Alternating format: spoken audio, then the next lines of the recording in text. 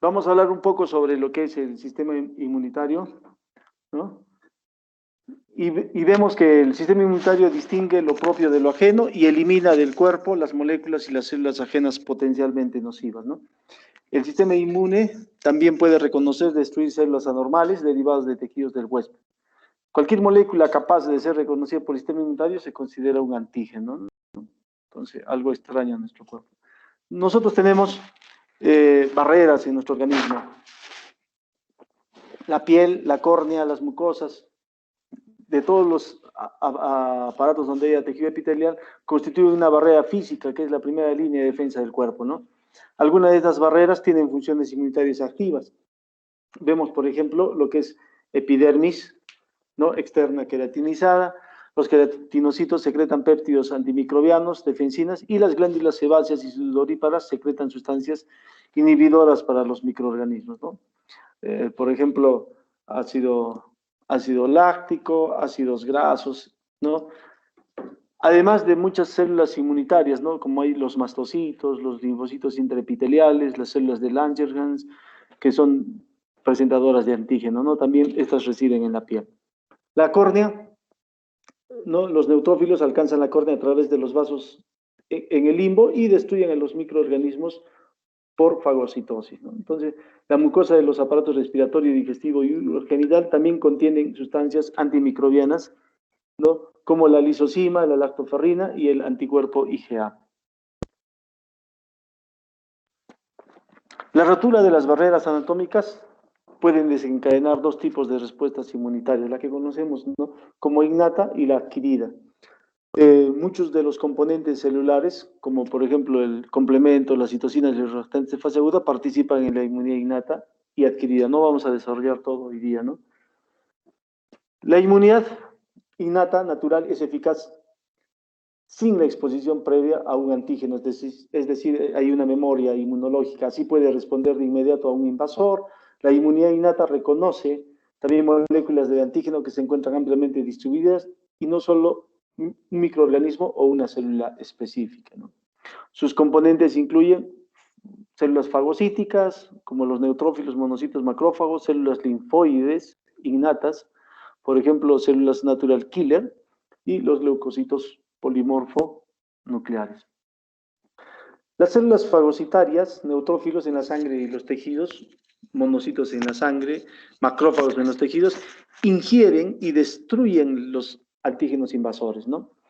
Entonces, este ataque por parte de las células fagocitarias puede verse también facilitado cuando los antígenos están cubiertos por el anticuerpo, ¿no? Que se producen como parte de la inmunidad adquirida, o cuando las proteínas del complemento opsonizan los antígenos, ya sea por unión con el anticuerpo o la opsonización de los antígenos.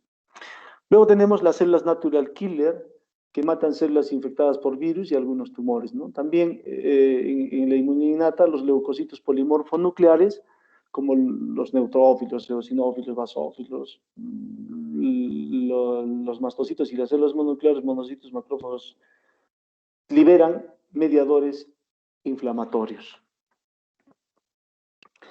La inmunidad adquirida, que es la adaptativa, requiere la exposición previa a un antígeno, ¿no? Hemos tenido que estar expuestos previamente a un antígeno y por ende lleva tiempo en desarrollar después de un encuentro inicial. Al inicio es como va a ser la primera vez que yo estoy en contacto con ellos y después van a generar recién lo que es inmunidad. Después de eso, la respuesta es rápida, ¿no? Ya no como al inicio, que es lenta. El sistema recuerda las exposiciones pasadas y bueno, y es específica de cada antígeno, ¿no? Y sus componentes que incluyen, los componentes incluyen células T y células B. La inmunidad adquirida incluye inmunidad mediada por células derivadas de ciertas respuestas de células T, también inmunidad humoral, ¿no? Derivada de las respuestas del linfocito. Los linfocitos hemos visto que secretan anticuerpos solubles, ¿no? Contra el antígeno, ¿no? Y las células B y T interactúan destruyendo los invasores. Las células, tenemos acá también las células presentadoras de antígeno tisulares que son necesarias para presentar los antígenos a las células de tipo T.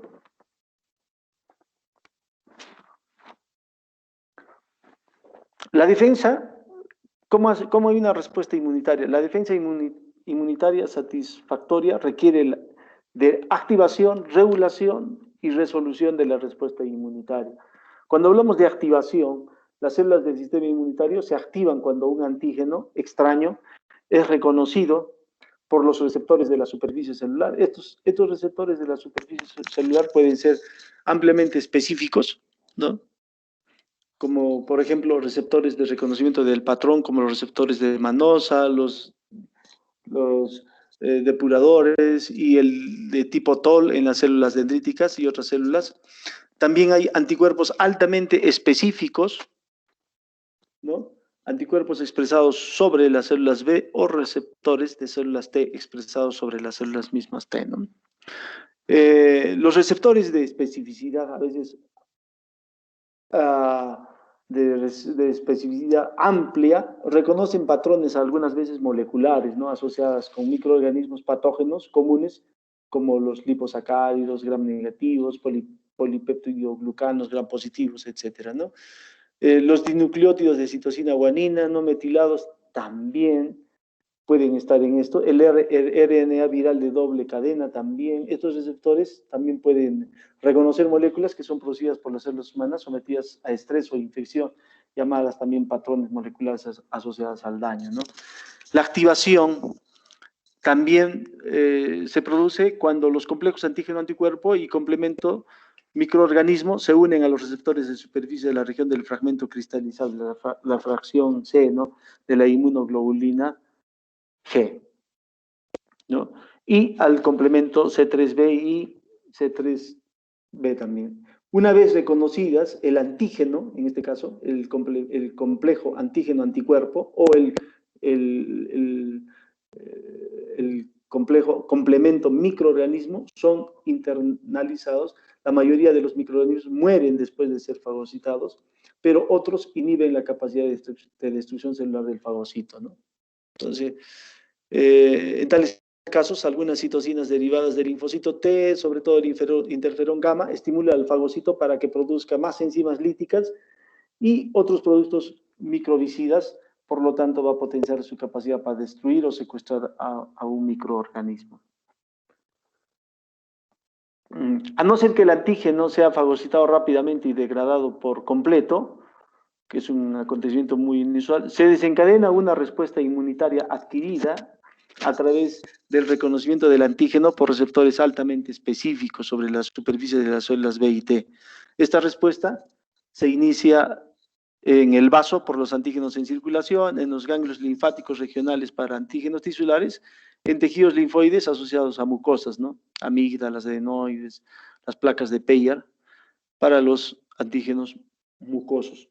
Por ejemplo, las células dendríticas del Langerhans de la piel pueden fagocitar antígenos y emigrar a los ganglios linfáticos locales y allí expresan los péptidos derivados del antígeno y estas se expresan en la superficie de la célula dendrítica dentro de las moléculas del complejo mayor de histocompatibilidad, clase 2, ¿no? Que presentan el péptido a los linfocitos T. Esas son células presentadoras, en este caso, hacia los linfocitos T, ayudadores o colaboradores, ¿no? Que son estas CD4.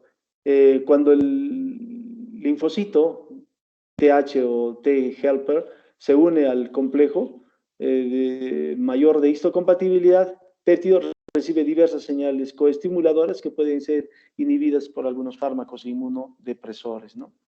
Las células pudieran expresar receptores para la citosina o interleucinas o secretar varias citocinas. Cada subgrupo de linfocitos de estos TH secretan diferentes combinaciones de sustancias y por ende ejercen distintas respuestas de tipo inmunitario, ¿no?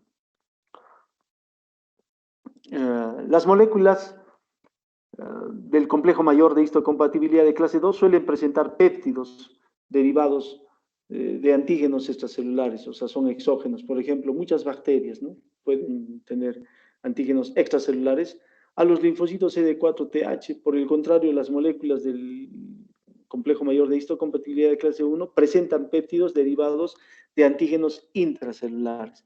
Entonces, los de clase 2 extracelulares y los de clase 1 intracelulares o endógenos, ¿no? generalmente virus, en el de clase 2 generalmente son bacterias, ¿no? Y se lo presentan a los linfocitos T CD8 citotóxicos. El linfocito T citotóxico activado mata entonces a la célula infectada, ¿no? Ahora, en cuanto a regulación, la respuesta inmunitaria debe regularse para impedir que dañe el propio huésped, ¿no? Se tiene que regular porque si no habría una sobreexpresión de estas citocinas. Por ejemplo, puede haber anafilaxia, destrucción tisular generalizada. Los linfocitos T reguladores, la mayoría de los cuales expresan el factor de transcripción FOXP3, ayudan a controlar la respuesta inmunitaria mediante la secreción de citocinas inmunodepresoras, como las interleucinas 10 y el factor de crecimiento transformante beta, ¿no? A través de mecanismos dependientes de contacto celular. Estas células reguladoras van a ayudar entonces a impedir respuestas autoinmunitarias y probablemente ayuden a resolver respuestas activas frente a antígenos ajenos, ¿no? Entonces, tiene que haber una regulación, ¿no? en el sistema inmunitario. Y luego tiene que haber una resolución, o sea, la respuesta inmunitaria termina cuando el antígeno es secuestrado o eliminado del cuerpo, ¿no?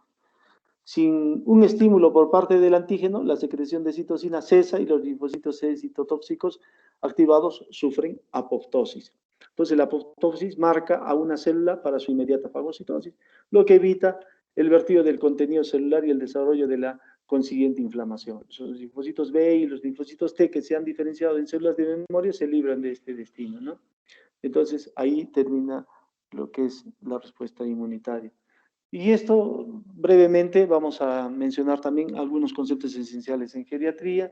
Con el envejecimiento, el sistema inmunitario pierde eficacia de las siguientes maneras, ¿no? Se torna menos capaz de distinguir lo propio de lo ajeno, por lo que son más comunes los trastornos autoinmunitarios. Es más frecuente enfermedades autoinmunes en personas mayores. Los macrófagos destruyen las bacterias, las células cancerosas y otros antígenos más lentamente. Esto puede contribuir también a la mayor incidencia de cáncer en ancianos, ¿no? Personas de tercera edad hay cánceres muy específicos para ellos.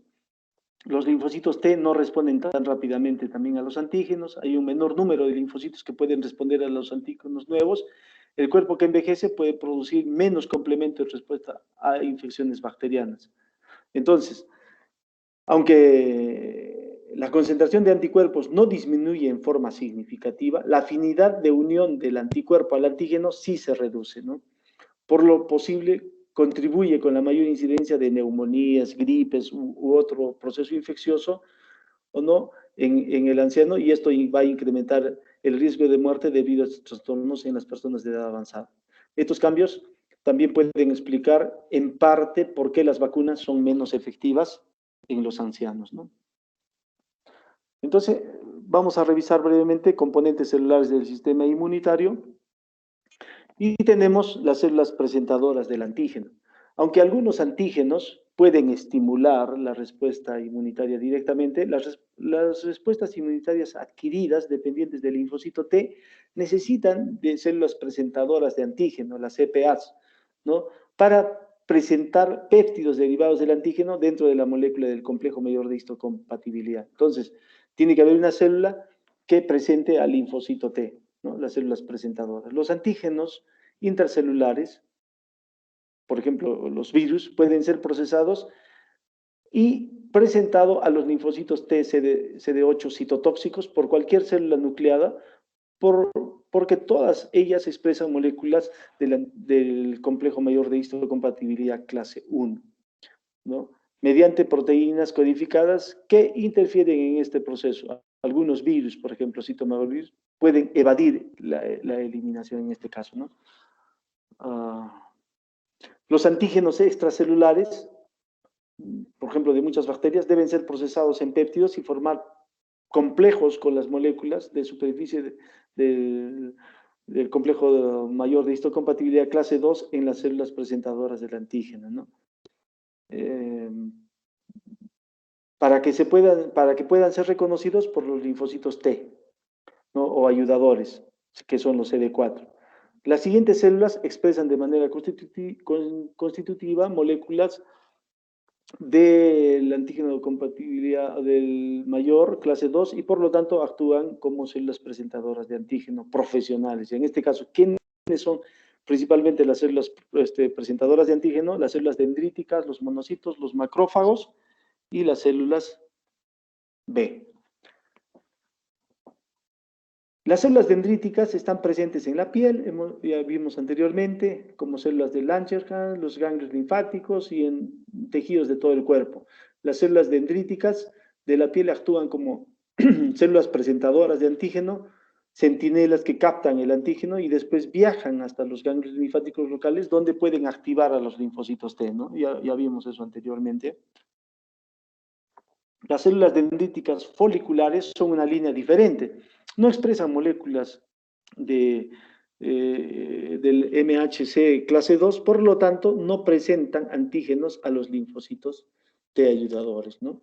No son fagocíticos, tienen relaciones para la región del fragmento cristalizable FC de la inmunoglobulina G y para el complemento, o sea, tratan de marcar al antígeno. Al marcar el antígeno en la FC, de la inmunoglobulina y el complemento, eso posibilita que se les unan inmunocomplejos y los presenten en los linfocitos B en los centros germinales de órganos linfáticos. Es como que estarían marcados, ¿no? Para que después sean reconocidos por los linfocitos B. Los monocitos circulantes son precursores de los macrófagos. Acuérdense que se llaman macrófagos cuando penetran a los tejidos, ¿no? Los monocitos emigran a los tejidos, donde en unas 8 horas evolucionan a macrófagos por la influencia de un factor estimulante de colonias de macrófagos, ¿no? Secretadas por varias células, como los endotelios, los fibroblastos, etcétera, ¿no? O sea, cuando hay lesión en ciertos tejidos, proceso inflamatorio, son agentes quimiotácticos que van a llamar a los monocitos para que se conviertan en macrófagos. Ya en la zona de la infección, los linfocitos T activados secretan otras citocinas, ¿no? Como por ejemplo el interferón gamma, que induce la producción de factor inhibidor de migración de macrófagos. ¿Y esto para qué sirve? Sirve para que los macrófagos no abandonen la zona y se queden, ¿no? en la zona afectada. Los macrófagos se activan por la acción de citoquinas, que hemos dicho, interferón gamma, interleucinas 4, interleucinas 13, y por diversos componentes microbianos, ¿no? que secretan, ¿no? Como lipopolisacáridos, ¿no? Los macrófagos activados matan a los microorganismos intracelulares y secretan citocinas, ¿no? Ejemplo, el factor de necrosis tumoral alfa, la interleucina 6. En base a diferentes perfiles de expresión génica, se han identificado los subtipos de macrófagos en M1, M2, ¿no? Entonces, fíjense, no solamente estos macrófagos fagocitan, sino también pueden secretar, ¿no? algunas citoquinas. Los dos tipos, vamos a ver ahora linfocitos, y los dos tipos principales de linfocitos son los linfocitos B y los linfocitos T. Y esto vemos como que fueran, los B y los T son como que fueran varón y mujer, ¿no? Los linfocitos B siempre van a ser CD20 y los linfocitos T van a ser CD3. Son como expresión, aparte de eso, marcan otros marcadores. CDs como los linfocitos B pueden marcar CD10, CD19 y los linfocitos T pueden marcar 3, 5, 4, 8, ¿no? Entonces, los principales tipos de linfocitos son morfológicamente iguales, pero tienen funciones inmunitarias diferentes. Por ejemplo, pueden distinguirse por sus receptores de su superficie, como les he dicho, ¿no? De antígenos y moléculas llamados grupos de diferenciación, o los CDs, los famosos CDs, ¿no? Cuya presencia o ausencia van a definir algunos subgrupos y se han identificado más de 300 CDs. Para mayor información de esto tenemos que, digamos, chequear todo lo que es CDs en linfocitos, ¿no? Cada linfocito reconoce un antígeno específico a través de receptores de superficie. Ya les decía, para acordarnos, los linfocitos B siempre están como principal marcador, es CD20, y los linfocitos T, CD3. Acuérdense que los ayudadores son CD4 y los citotóxicos CD8, ¿no? Alrededor del 5 al 15% de los linfocitos de la sangre son linfocitos de tipo B. También están en la médula ósea, el vaso, los ganglios y las amígdalas. Las células B pueden presentar antígenos a las células T, también son presentadoras, y liberar citoquinas, ¿no? Pero su función principal es convertirse en células plasmáticas que fabrican y secretan anticuerpos. La célula plasmática es una célula B madura y que siempre va a estar presente en la médula ósea. No podemos encontrar células plasmáticas en ningún otro órgano, ¿no? No podemos encontrar células plasmáticas en sangre periférica, por ejemplo, ¿no? Van a estar siempre en la médula ósea. Ya en casos patológicos podemos encontrar células plasmáticas en otros sitios. Los pacientes con inmunodeficiencias de células B, por ejemplo, las A-gamma-globulinemias, son especialmente susceptibles a infecciones bacterianas recurrentes porque no van a secretar inmunoglobulinas que los puedan defender, ¿no? Por eso se llama A-gamma-globulinemias. Hay otra patología que se llama hipogamma-globulinemias. Tienen niveles muy bajos de inmunoglobulina A, G, M, etcétera, ¿no? Entonces, sin embargo, hay las A-gamma-globulinemias, en este caso estos pacientes, como no tienen capacidad de defenderse, pues tienen que recibir cada cierto tiempo inmunoglobulina humana. Después del reordenamiento aleatorio de los genes que codifican las inmunoglobulinas, las células B en forma conjunta tienen un potencial de reconocer un número casi ilimitado de antígenos singulares, ¿no? Entonces, vemos si hay un reordenamiento génico, tiene lugar en pasos programados en la médula ósea. Siempre hemos dicho que están en la médula ósea. Durante el desarrollo del linfocito B, el proceso comienza, digamos, por una célula madre comprometida y sigue a través de los estadios de células pro-B. O sea, la célula madre de los linfocitos es un linfoblasto, de ahí va a ir a una célula pro-B, una pre-B y da lugar a un linfocito B inmaduro después, ¿no? En este punto, las células que interactúan con el antígeno propio, ¿no? Se eliminan de la población de las células B inmaduras a través de inactivación o la apoptosis, ¿no?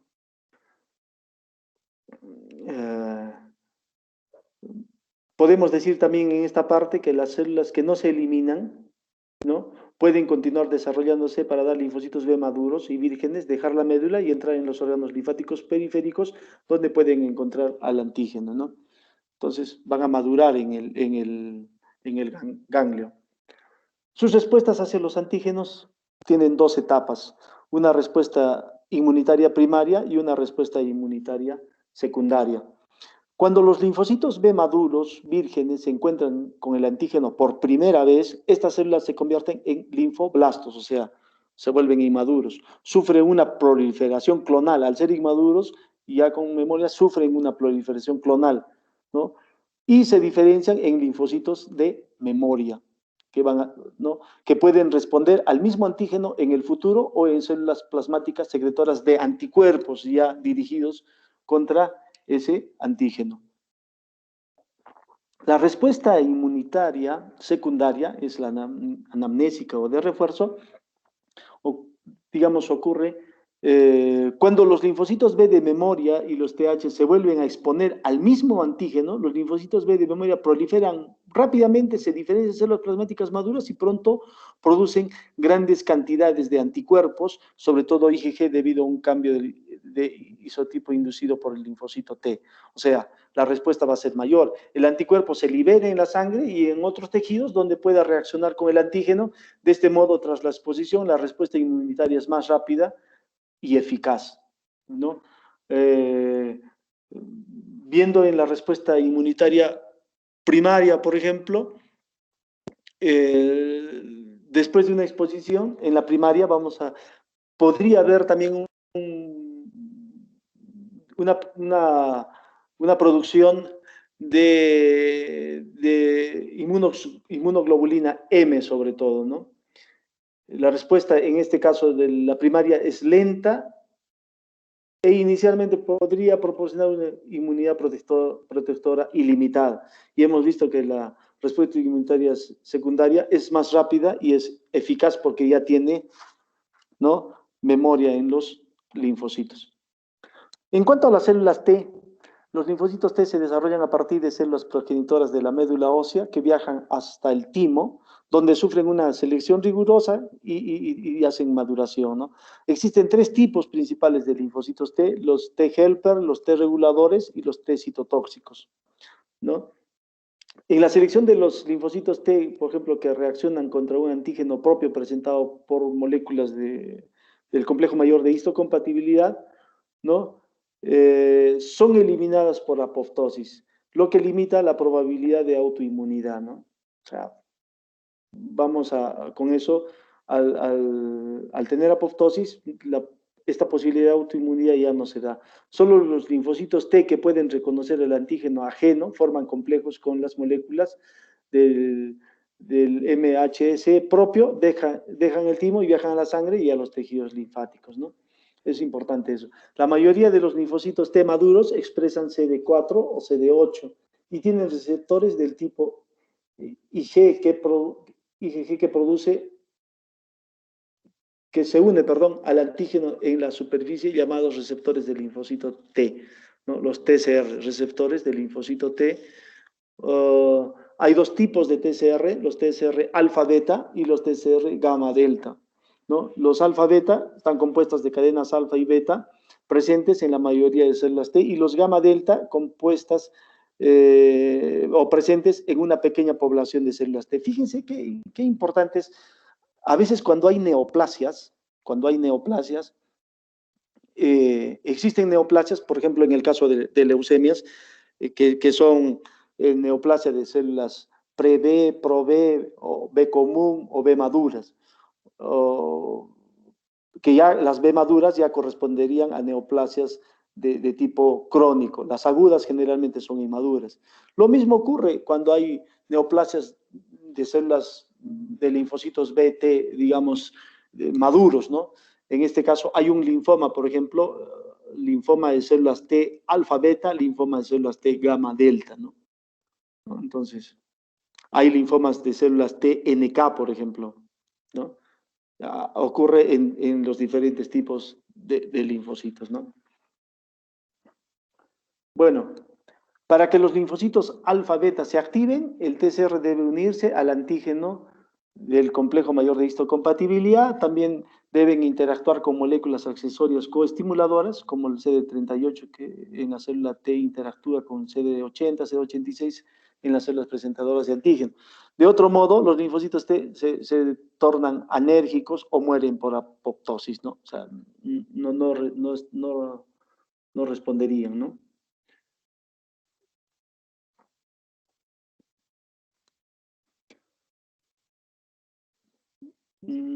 Vamos a ver lo siguiente.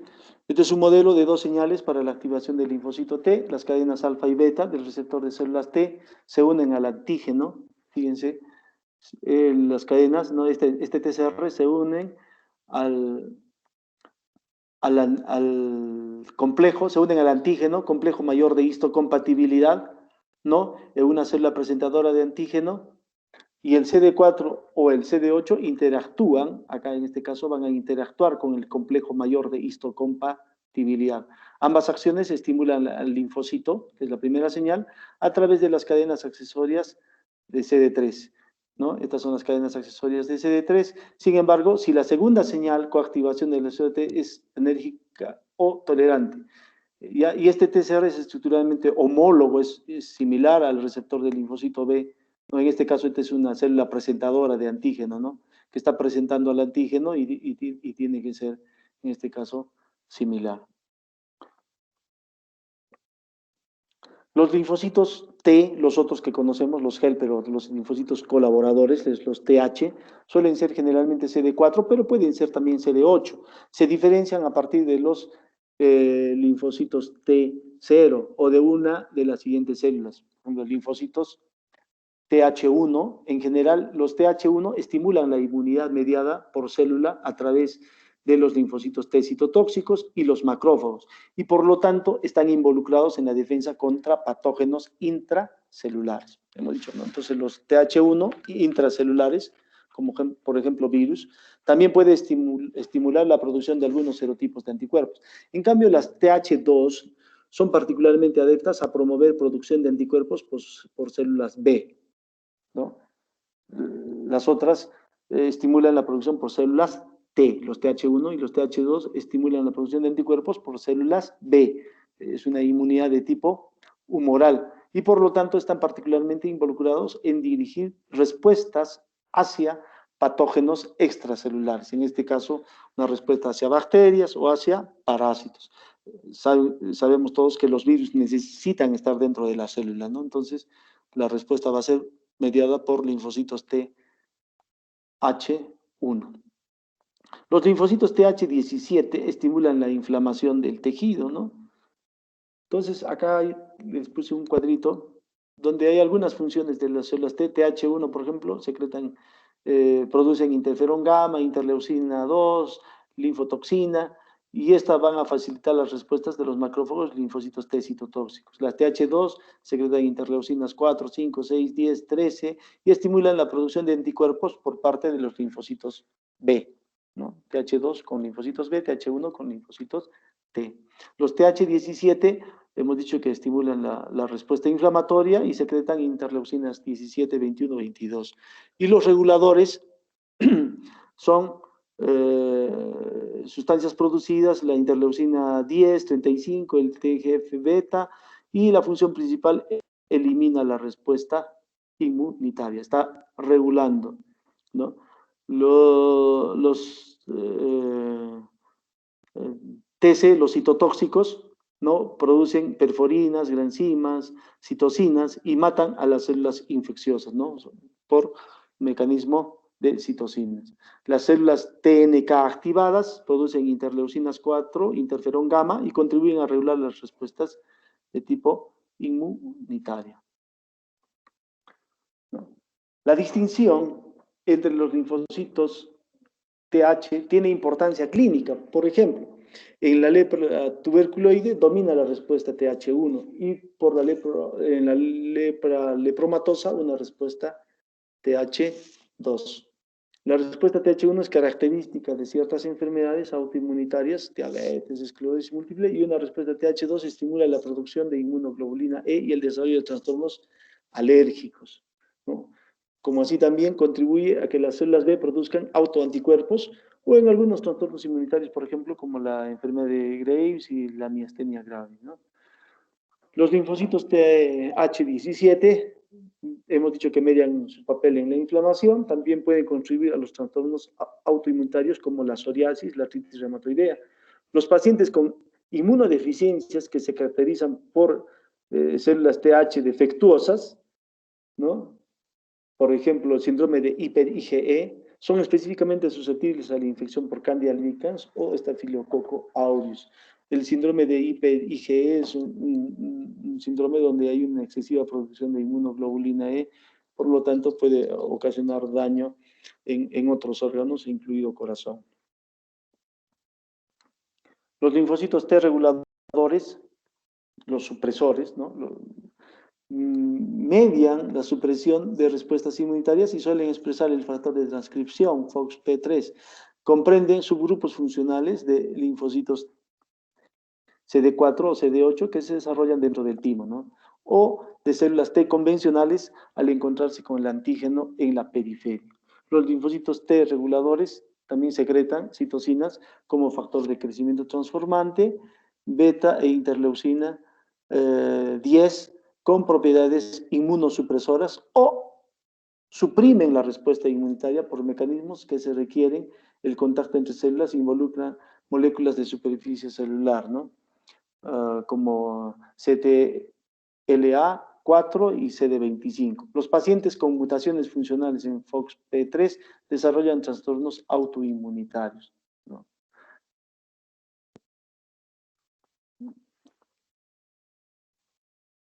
Los linfocitos T citotóxicos, ¿no? Suelen ser generalmente CD8, pero pueden ser también CD4. Todos son vitales para eliminar microorganismos intracelulares, en especial virus. Los linfocitos T citotóxicos intervienen en el rechazo de órganos trasplantados, ¿no? Ellos pueden rechazar cualquier órgano que se trasplante. Por eso que hacen a veces, hacen generalmente después de los trasplantes, tratamientos inmunosupresores, ¿no? En el desarrollo de los linfocitos T citotóxicos intervienen tres fases. Una célula precursora, cuando recibe el estímulo adecuado, puede diferenciarse en un linfocito T citotóxico. Una célula efectora, que se ha diferenciado y puede matar a su blanco adecuado.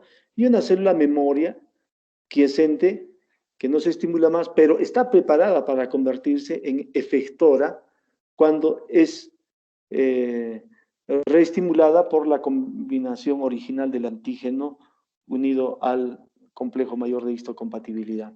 Los linfocitos T citotóxicos totalmente activos, como las células natural killer, pueden matar una célula blanco infectada induciendo apoptosis, ¿no? Generalmente atacan las células infectadas para provocar apoptosis. Las células T citotóxicas pueden secretar también citocinas y al igual que las células T ayudadoras, se han dividido en tipos de TC1 y TC2 en base a patrones de producción de citoquinas, ¿no? Los linfocitos T citotóxicos pueden ser sinérgicos, ¿no? Generados en respuesta a células propias, autólogas, modificadas por una infección vírica o por proteínas extrañas. Pueden ser halogénicos, generados en respuestas a células que expresan productos extraños, ¿no? Por ejemplo, en trasplante de órganos, cuando las moléculas del antígeno de histocompatibilidad mayor del donante difieren a las del receptor, ¿no? Entonces, pueden ser también, entonces hemos dicho, halogénicos. ¿Ya? Algunos linfocitos T citotóxicos pueden reconocer directamente al complejo mayor de histocompatibilidad extraños vía directa. Otros pueden reconocer fragmentos del MHC presentados por moléculas del MHC propias del receptor del trasplante, ¿no? Las células natural killer, también acá son un grupo distinto de linfocitos T. Las células NK activas secretan interleucinas 4 e interferón gamma, habíamos dicho anteriormente, y pueden contribuir a regular la respuesta inmunitaria, ¿no? Las células TNK difieren en algunas del fenotipo y de ciertas funciones. Estas células T que mencionan, por ejemplo, acá para el rechazo de ciertos órganos, vamos a ver como un ejemplo, cuando nosotros tenemos, por ejemplo, un trasplante renal o un trasplante de corazón, nuestro sistema inmune está intacto, ¿no? O sea, nuestra médula está con nuestros propios linfocitos que han aprendido a reconocer nuestro organismo desde el embrión o desde el feto, donde ya están comenzando a crecer los órganos, y ellos reconocen su corazón, su riñón, reconocen sus ojos, su piel, su hígado, etcétera, ¿no? Entonces, al recibir yo un trasplante, ya sea renal, hepático o digamos de corazón, mi sistema inmune va a reconocer como extraño esos órganos y los va a comenzar a atacar, ¿no? Pero imagínense cuando se hace trasplante de médula ósea, ¿no? El trasplante de médula ósea es un término antiguo, lo correcto es decir ahora trasplante de progenitores hematopoyéticos, ¿no? Y los trasplantes de progenitores hematopoyéticos, cuando son autólogos, no van a tener problemas de rechazo porque son sus propias células. Sin embargo, cuando son halogénicos, sí van a tener problemas de rechazo porque es el sistema inmune de otra persona. Vamos a poner, persona A es el receptor y persona B es el donante. Entonces, paciente con leucemia, persona A con leucemia, receptor, y el B, el donante, el hermano. Vamos a poner en este caso un hermano, ¿no? ¿Qué estamos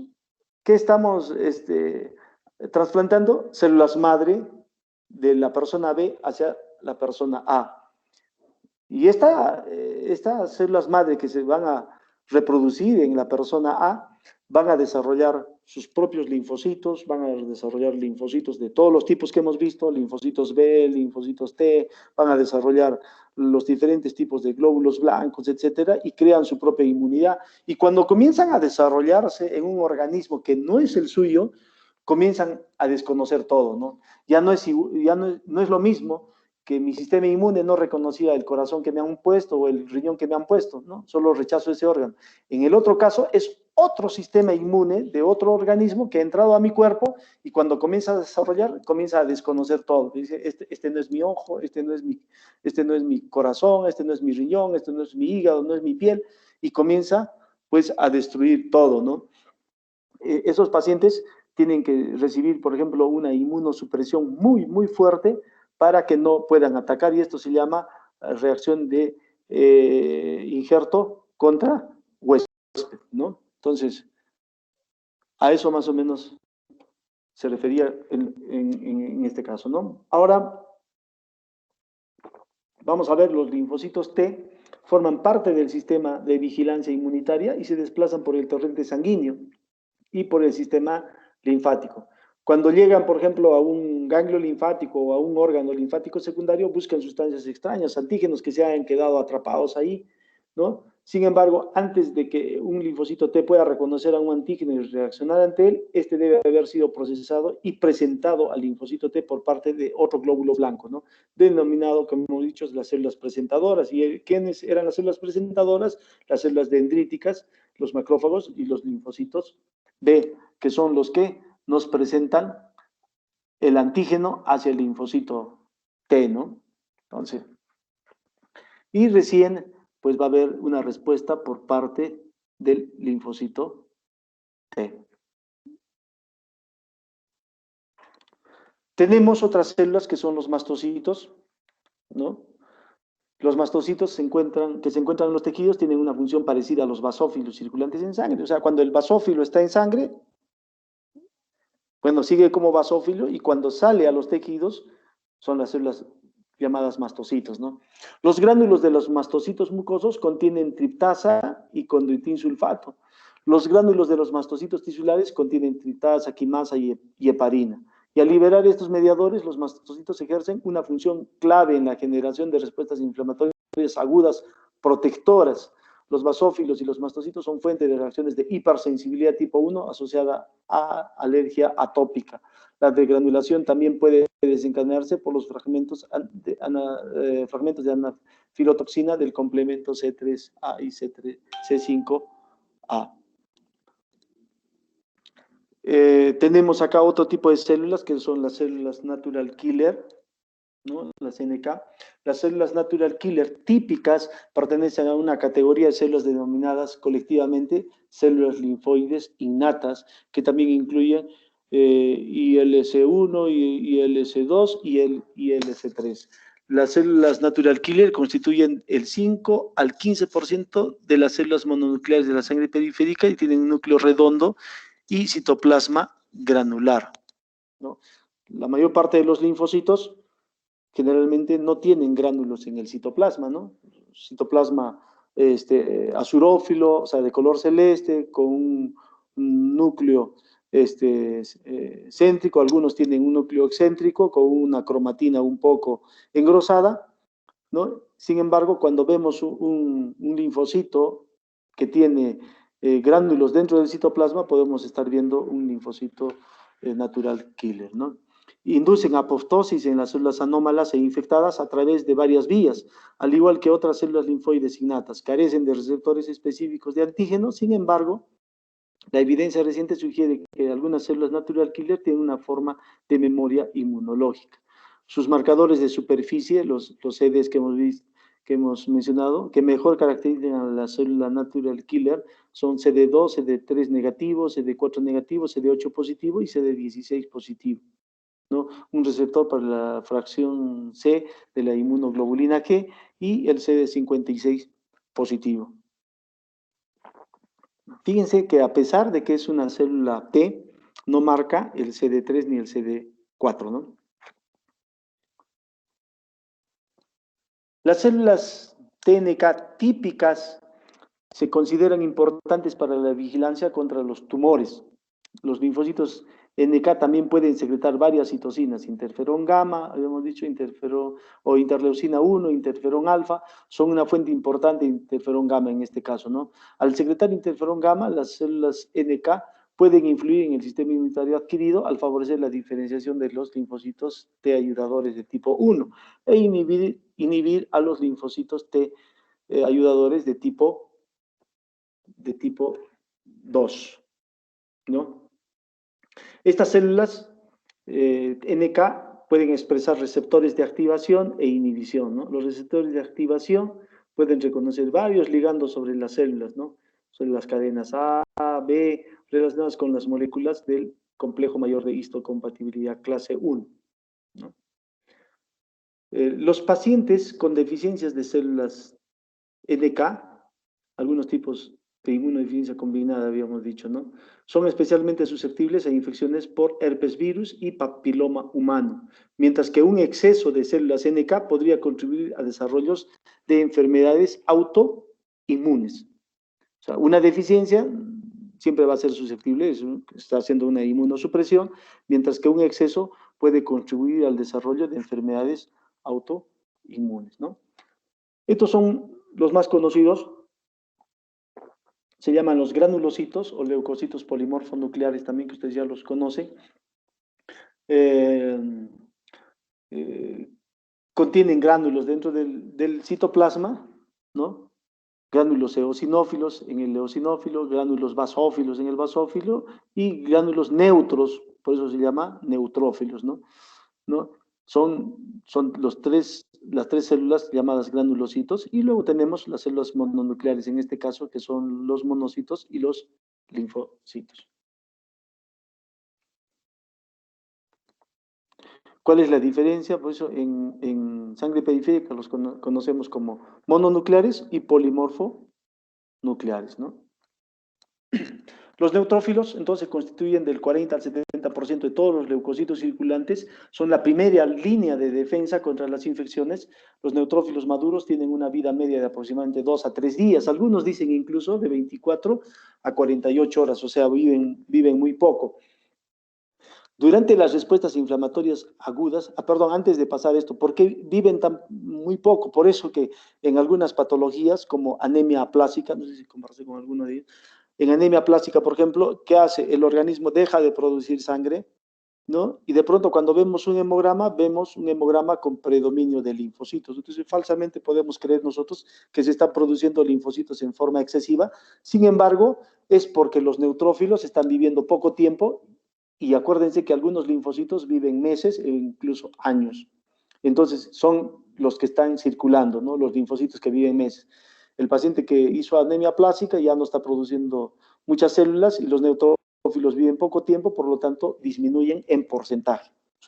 Es una falsa linfocitosis, ¿no? En el paciente con anemia plástica. O sea, no puedo tener un paciente con anemia plástica que tenga neutrófilos en rangos o en porcentajes normales, ¿no? Acuérdense que la sumatoria de todos los glóbulos blancos es el 100% de los leucocitos, entonces no puedo tener un neutrófilo según un paciente con anemia plástica con 70% de neutrófilos, 60% de neutrófilos, eso es imposible, entonces está fuera. Siempre tengo que tener predominio de linfocitos, porque son los que están viviendo más tiempo. Entonces, durante las respuestas inflamatorias agudas, contra la infección, los neutrófilos atraídos por factores quimiotácticos y alertados por la expresión de moléculas de adhesión en el endotelio de los vasos sanguíneos abandonan la circulación y entran hacia los tejidos, ¿no? Su objetivo, ¿qué va a ser? Fagocitar y digerir microorganismos patógenos, son nuestros soldaditos. Los microorganismos mueren, ¿no? Cuando la fagocitosis genera enzimas líticas y especies reactivas del oxígeno, ¿no? Por ejemplo, superóxido de oxígeno, ácido hipocloroso, etcétera, y desencadenan la liberación de contenidos de los gránulos, ¿no?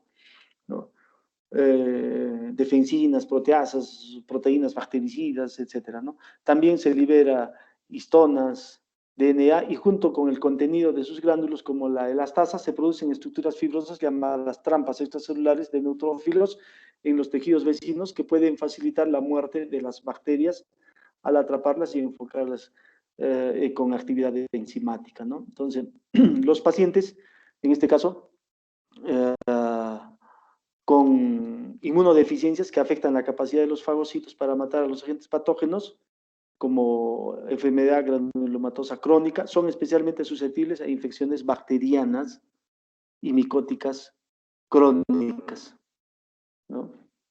Hay patologías que se llaman, por ejemplo, agranulocitosis congénitas, ¿no? O agranulocitosis granulocitosis adquiridas por medicamentos, ¿no? Un medicamento que puede producir granulocitosis es el tiamazol, que lo utilizan para el tratamiento del hipertiroidismo, ¿no? Los eosinófilos constituyen hasta el 5% de los leucocitos circulantes. Su objetivo son los microorganismos que, o sea, que son demasiado grandes para ser engullidos. Matan secretando sustancias tóxicas, compuestos reactivos de oxígeno similares a los producidos por los neutrófilos. La proteína principal básica, que es citotóxico para los parásitos, es la proteína catiónica del eosinófilo y varias enzimas, ¿no? En general, estas son fuente importante de mediadores inflamatorios, ¿no? Prostaglandinas, leucotrienes, factor activador de las plaquetas y citocinas.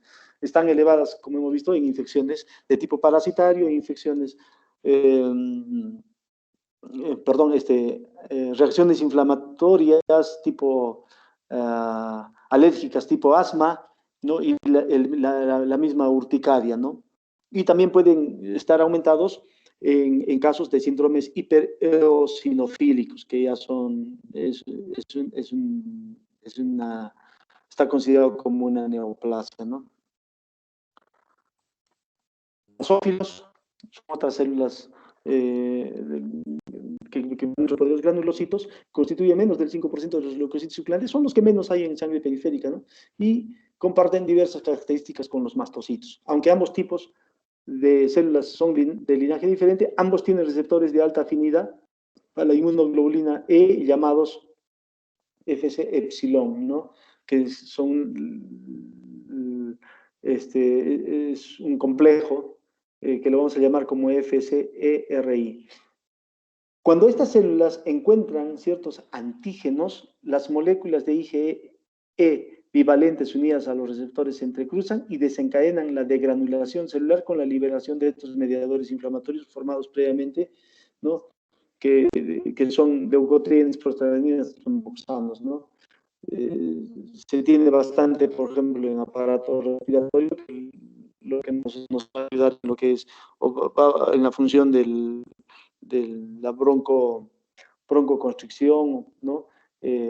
Mediados por leucotrienes o por prostaglandinos moxanos, ¿no? Que vamos a ver también nuestro sistema inmune puede tocar la parte de complemento, nada, porque eso lo van a ver posteriormente. Puede reaccionar frente a bacterias extracelulares, dicho intracelular, frente a hongos, virus, datos multicelulares y protozoos, ¿no? Entonces,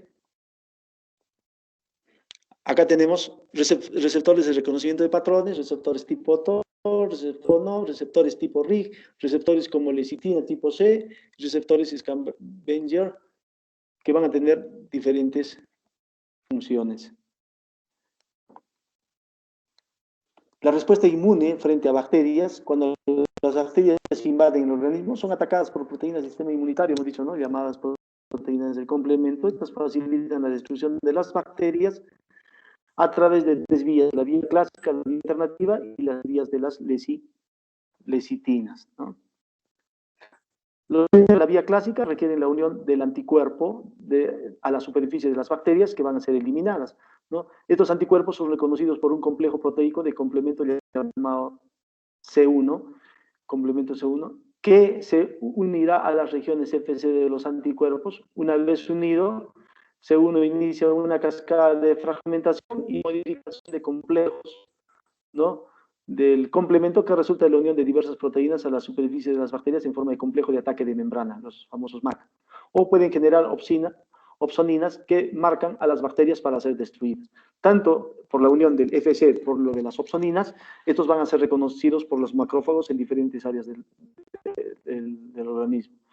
Las MAC pueden insertarse en las membranas celulares de las bacterias gram negativas, pero no en las positivas.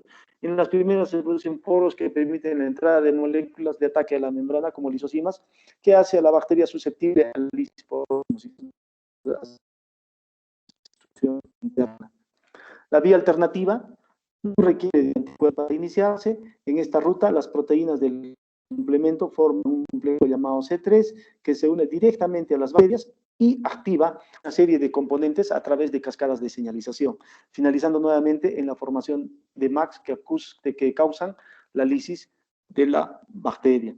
Y después tenemos el caso de la vía de las lectinas. Las lectinas de unión a manosa se unen a proteínas que contienen residuos, ¿no? Que contienen residuos de manosa y se encuentran en algunos tipos de bacterias, como salmonelas. Una vez unidas, las MBL forman un complejo con la enzima llamada serine proteasa activasa por MBL. En esta forma, la enzima activa la convertasa de C3 mediante la fragmentación de los componentes C2 y C4 que participan en la formación de estas MAC, ¿no? Las bacterias también pueden ser destruidas por fagocitosis, ¿no? Hemos dicho que tanto los neutrófilos como los monocitos fagocitan. Las proteínas del sistema inmunitario, como las proteínas de fase aguda, como el complemento y anticuerpos, se unen a la superficie de la bacteria en un proceso llamado opsonización, ¿no? Ya sean opsonizados o marcados en la fracción FC. Las bacterias opsonizadas están, por tanto, recubiertas por que las células fagocíticas pueden reconocer y las permite activarse, ¿no? Entonces, la bacteria opsonizada por complemento, receptor de complemento, es el fagocito y luego las va a fagocitar, ¿no? ¿Qué hacían las T-helper? Hemos dicho las T-ayudadoras circulantes, reconocen fragmentos y empiezan a producir proteínas llamadas citocinas. Se conocen dos grandes grupos, estamos repasando un poco, los TH1 hemos dicho y los TH2, ambos tipos difieren entre sí en los tipos de citocinas que producen. Las primeras generan interferón gamma y promueven el mecanismo de inmunidad mediada por células, ¿no? Y el otro, el TH2, estaba mediada por inmunidad de tipo humoral, ¿no? Entonces las TH2 producen principalmente interleucinas que promueven inmunidad de tipo humoral. La de tipo celular es la que actúa directamente y la humoral mediante citocinas. Estas últimas producen anticuerpos que se unen a las bacterias celulares para prevenir su crecimiento y la supervivencia.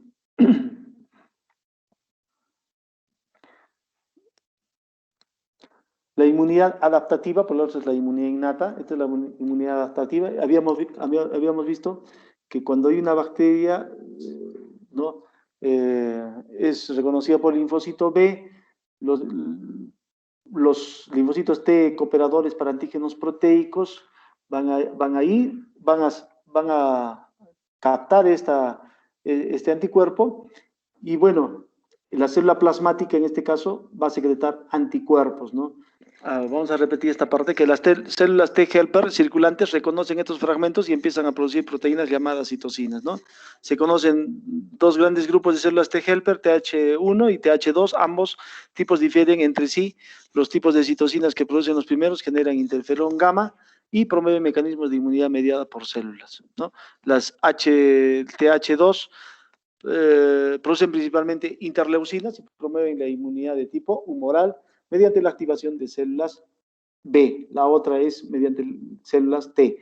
Estas últimas producen anticuerpos que se unen a las bacterias extracelulares sobre todo para prevenir su crecimiento y supervivencia. Y les mencionaba acá, por ejemplo, que cuando una bacteria entra reconocida por el linfocito B, ayudado por los linfocitos T cooperadores, y van a hacer que una célula plasmática secrete anticuerpos, ¿no? Y estos anticuerpos van a neutralizar, van a opsonizar y luego fagocitosis mediada por el receptor para el FC, fagocitosis de bacterias cubiertas de complementos C3b, inflamación y lisis del microbio. En cambio, las otras, cuando una bacteria va, tenemos una presentación de antígenos proteicos hacia el linfocito T, y el linfocito T produce interleucinas 17, factor de necrosis tumoral, otras citocinas, interferón gamma, y todas estas van a provocar activar la inflamación, activación del macrófago, fagocitosis, muerte bacteriana y respuesta por anticuerpos por las células plasmáticas, ¿no? Entonces, Los linfocitos T activan a los linfocitos B que expresan el complejo péptido MHC específico para que puedan diferenciarse a células productoras de anticuerpos, ¿no? O sea, la producción de anticuerpos en bacterias, ¿no? Entonces, los linfocitos Th1 activan macrófagos infectados con bacterias, a los macrófagos que están infectados con bacterias que proliferan en sus vesículas citosolares como las micobacterias. Entonces, dentro del macrófago están las bacterias y estas pues digamos, ser atacadas intracelularmente, ¿no? Algunos macrófagos van a formar lo que se llaman granulomas, sobre todo pasa, ¿no?, en lo que es tuberculosis, ¿no? La formación de granulomas por la cantidad de macrófagos que tienen bacterias en su interior. Respuesta inmune frente a hongos, aunque hay una gran cantidad de hongos en el mundo, solo un pequeño número de estos pueden causar enfermedades, ¿no? Estos últimos, en su mayoría, patógenos oportunistas, pues los hongos siempre son oportunistas, lo que significa que solo causan enfermedades en ciertas circunstancias, como cuando el sistema inmunitario se debilita. Por ejemplo, pacientes que reciben quimioterapias, con cáncer que reciben quimioterapias, o pacientes que reciben medicamentos inmunosupresores, como los que tienen enfermedades inmunológicas, o infección por VIH, provoca un deterioro del sistema inmunitario, lo que facilita las infecciones fúngicas en pacientes vulnerables. Es muy frecuente ver, por ejemplo, Candida albicans en pacientes que reciben quimioterapias, Aspergillus en pacientes que han recibido quimioterapias, que están con neutropenias severas, Pneumocystis carini también en aquellos pacientes que reciben quimioterapias, Cryptococcus en aquellos pacientes sobre todo VIH positivos, ¿no? Entonces, estos hongos son, como dice, oportunistas. Los hongos son reconocidos por células del sistema inmunitario innato, ¿no? Por ejemplo, las células dendríticas, los macrófagos, que reconocen componentes en las paredes celulares mediante receptores que reconocen patrones PRRS expresados en su superficie.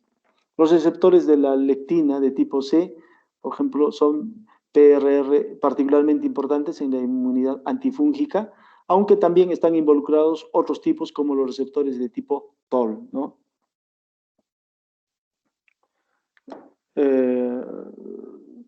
Una célula dendrítica, que es una célula presentadora, tras el reconocimiento de los hongos a través de estos receptores, la señalización da como resultado la generación de respuestas inmunitarias adaptativas T1 o TH1 o TH17 y la activación de células efectoras innatas, ¿no?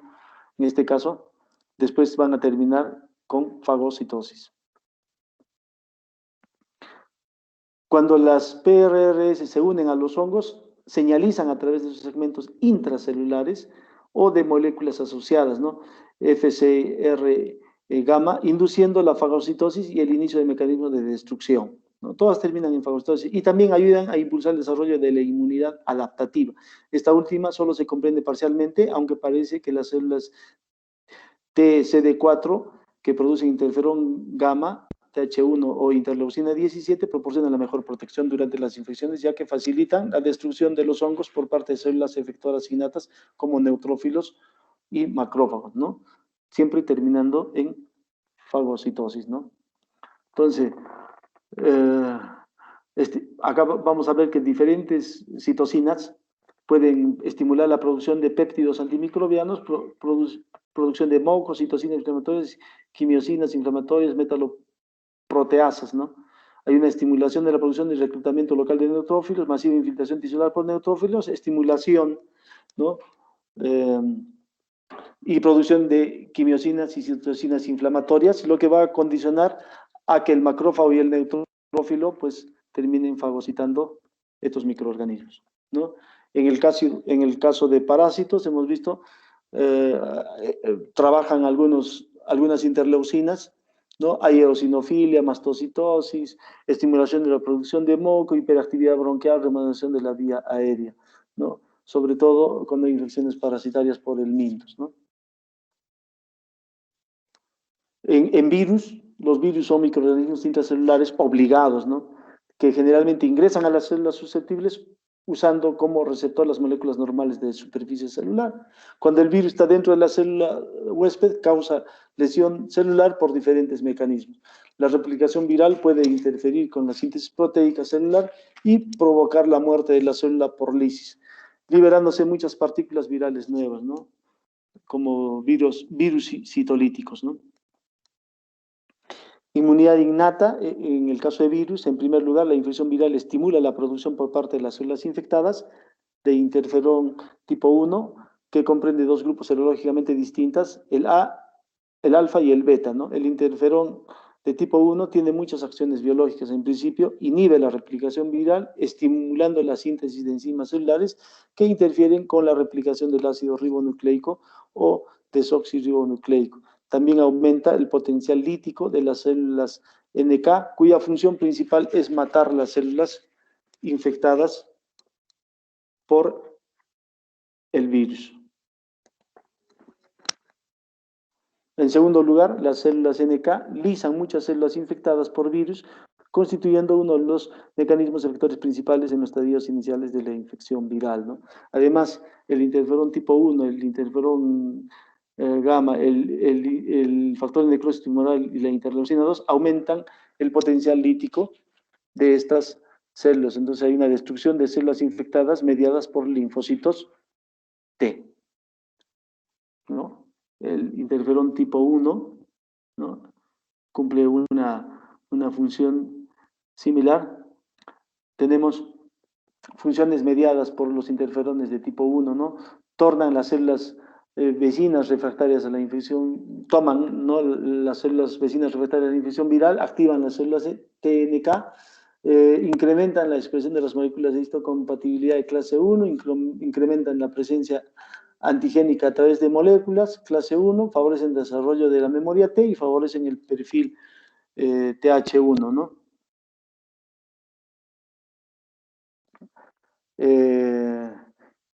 ¿Qué células producen interferón? Las epiteliales, endoteliales, fibroblastos, células parenquimosas, leucocitos, células dendríticas, plasmocitoides, ¿no? Van a producir interferón. Las células TNK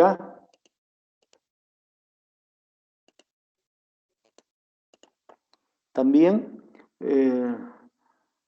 Las células tumorales o infectadas por virus a menudo disminuyen la cantidad de moléculas, ¿no?, del complejo de histocompatibilidad mayor de clase 1. De este modo no son capaces de enviar, ¿no?, de enviar una señal de inhibición potente, por lo que las células TNK las atacarán, ¿no?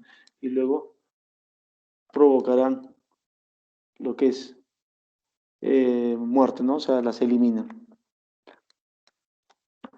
Las células TCD4 y CD8 también acá cumplen un papel importante en lo que va a ser finalmente la destrucción de los virus. Tenemos una inmunidad adaptativa para el virus. Los linfocitos TCD8 citotóxicos diferenciados ejercen su efecto antiviral por tres mecanismos, ¿no? Uno, lisis de células infectadas por liberación de gránulos que contienen otras macromoléculas, una proteína formadora de poros, perforina, ¿no? En ese caso, estimulación de enzimas intracelulares que degradan los genomas virales y secreción de citocinas, más específicamente interferón gamma y linfotoxina, en menor grado interleucina 2. Entonces, lisis de células infectadas, estimulación de enzimas intracelulares y secreción de citocinas para destruir al virus que entró, ¿no? Bloqueo de infección viral por anticuerpos neutralizantes. El anticuerpo neutraliza el virus extracelular, ¿no? Lo otro estuvimos hablando del intracelular. Bloquea la unión de proteínas virales, desestabiliza la estructura viral, ozoniza el virus para la fagocitosis, promueve la muerte de células blanco por el complemento y citotoxicidad dependiente de anticuerpos. La inmunoglobulina M es un indicador de infección reciente y la G es más efectiva antiviral que la IgM. La A es importante para la protección de superficies de mucosas.